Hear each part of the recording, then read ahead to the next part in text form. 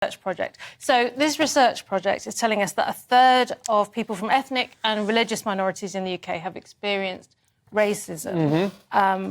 This comes after the Sewell report that found out that said no, the UK is not a racist country.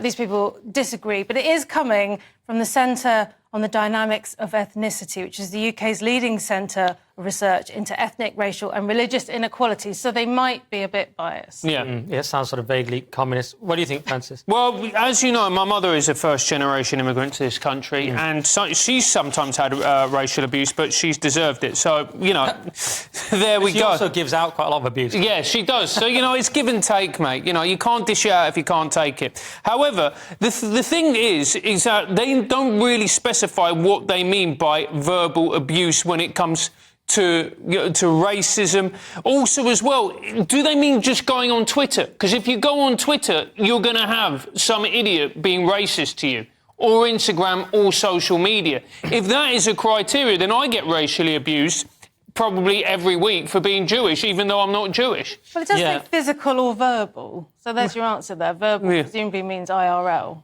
Right. Yeah. I'm not saying that people are not... I mean, I'm sure, you know, there's racism, verbal abuse and all. I'm sure that goes on.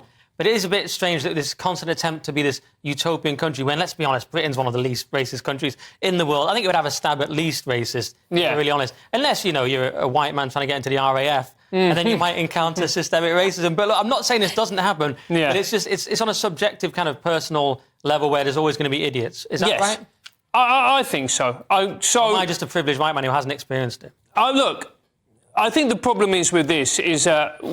Again, it's difficult to quantify, you know, abuse. What some people will see as racism, other people will disagree with. So it's very difficult to actually quantify what actually constitutes racism in this particular aspect.